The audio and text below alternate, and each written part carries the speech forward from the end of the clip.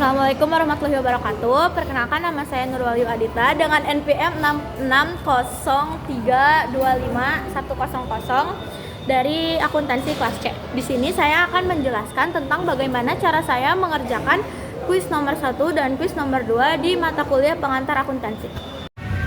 Jadi pada awal periode, Sukses Consulting memiliki aset sebesar 780 juta rupiah. Di liabilities dia memiliki aset 150 juta dan di ekuitas ada 630 juta. Selama bulan Desember telah terjadi beberapa transaksi. Yang pertama, seperti menerima modal dari investor, dimasukkan ke cash karena ini bertambah ke cash dan ke modal.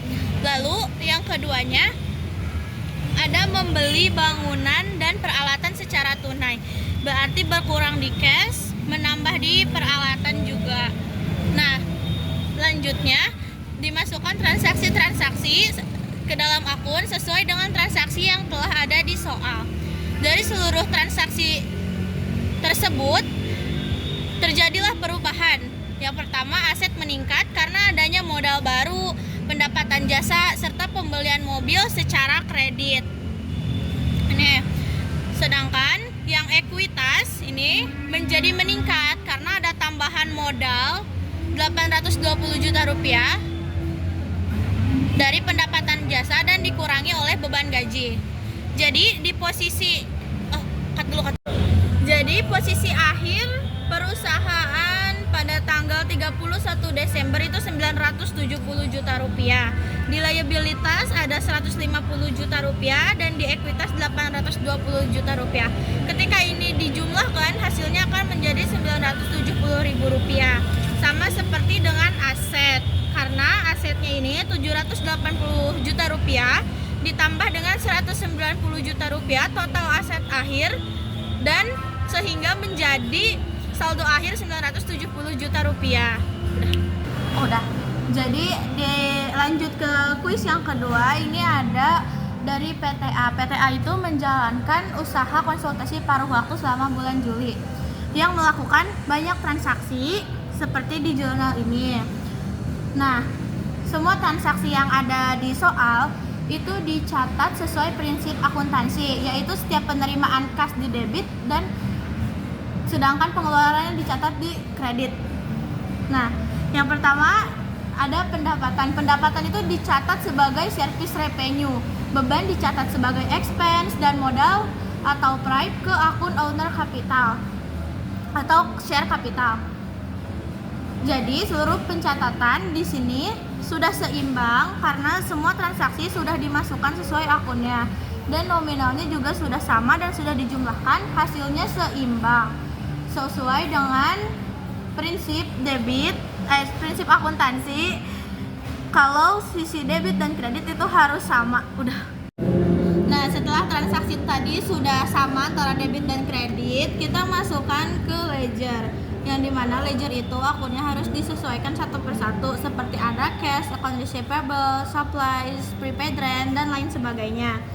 Nah, setelah dari jurnal umum, kita masukkan saldo-saldo transaksi tadi ke dalam sini sesuai dengan saldo akunnya. Misalnya yang pertama ada akun cash di debit, kita tambahkan di debit. Nah, begitupun seterusnya, dilanjutkan seperti itu. Udah. Setelah ledger dimasukkan semuanya, nama-nama akunnya, kita pindah ke trial balance. Di trial balance ini, akun-akun yang sudah ada di ledger seperti ini kita pindahkan ke sini sehingga ininya menjadi lebih tabelnya menjadi lebih singkat. Dan juga ini setelah dimasukkan ke sini semuanya harus dijumlahkan dan hasilnya harus sama kembali. Setelah kita mengerjakan trial balance, kita lanjut ke adjusted entries atau jurnal penyesuaian, di mana ini harus diambil dari saldo yang ada di soal seperti ini yang harus disesuaikan. Nah, nama-nama akun di sini diambil dari transaksi yang ada di soal. Ketika kita sudah mengetahui nama akunnya, kita tinggal memasukkan nominalnya ke debit atau ke kredit sesuai dengan saldo normalnya. Ketika kita sudah selesai mengerjakan ini, kita tinggal jumlahkan dan hasilnya harus balance atau sisi debit dan kredit harus sama. Nah, ketika kita telah worksheet. Di worksheet ini kita yang pertama membuat table trial balance, adjusting entries, adjusted trial balance, income statement, dan statement of financial position. Yang pertama di kolom trial balance.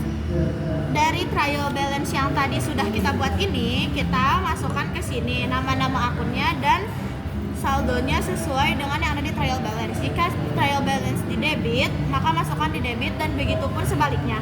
Ketika ini sudah dimasukkan, kita jumlahkan dan simpan di sini. Yang kedua ada kolom adjusting entries, di mana kita tinggal menambahkan akun-akun yang belum ada di trial balance di bawah total, dan kita tinggal masukkan kembali saldonya yang ada di jurnal penyesuaian yang ini. Seperti yang ini ditambahkan ke sebelah sini yang ke kolom adjusting entries. Lanjut di adjusted trial balance. Di sini kita tinggal menjumlahkan atau mengurangi dari saldo trial balance dan adjusting entries. Jika debit bertemu dengan kredit maka dikurang, dan jika debit bertemu dengan debit ditambah, dan begitu pun sebaliknya. Lalu kita tinggal simpan di kolom sebelah sini sesuai dengan saldo normalnya masing-masing. Kita lanjut ke kolom income statement. Di income statement ini kita hanya menambahkan akun nomor 4 yaitu pendapatan, dan akun nomor 5 expense atau beban. Akun nomor 4 dan nomor 5 ditambahkan sesuai dengan saldo terakhir yang sudah kita jumlahkan. Dimasukkan ke dalam sini dan dijumlahkan. Begitupun dengan statement of financial position. Di sini kita hanya menambahkan akun aset, liability, dan equity. Nah, ini kita dijumlahkan semuanya. Karena posisi ini dan ini tidak akan balance atau tidak akan sama, maka kita harus mencari selisih yang sama. Ketika selisihnya telah sama, kita tambahkan ini dan ini sehingga hasilnya akan menjadi sama. Nah, di yang selanjutnya kita akan mengerjakan income statement. Di sini kita tinggal menambahkan saldo service revenue yang sudah dijumlahkan tadi beserta saldo-saldo beban atau expense yang lainnya. Ketika ini sudah dimasukkan, ini kita jumlahkan dan menjadi nominalnya segini. Lalu kita jumlahkan kembali, kita kurangi dari revenue dikurangi oleh total expense sehingga menghasilkan net income segini. Nah, selanjutnya ini ada statement of owner equity. Di sini kita tinggal memasukkan modal awal si owner ke saldonya ke sini. Lalu kita ditambah oleh net income yang sebelah sini, kita tambahkan ke sini dan kita jumlahkan menghasilkan segini. Lalu kita kurangi oleh prepay yang udah diambil dengan jumlah segini. Lalu kita tinggal jumlahkan ini dengan ini dan sehingga menghasilkan jumlah segini. Nah, kita lanjut ke statement of financial position. Yang pertama itu kita ada memasukkan akun-akun aset, current aset seperti cash, account receivable, supplies, prepaid rent, prepaid insurance ke sini. Ini adalah saldo terakhir yang sudah kita jumlahkan. Lalu kita totalkan ini sehingga menghasilkan segini. Dan ada non-current asset seperti equipment dan accumulated depreciation equipment. Kita masukkan saldonya, lalu kita kurang dan menghasilkan segini. Lalu kita tambah ini dengan ini dan menghasilkan segini. Yang keduanya ada liabilities dan equity.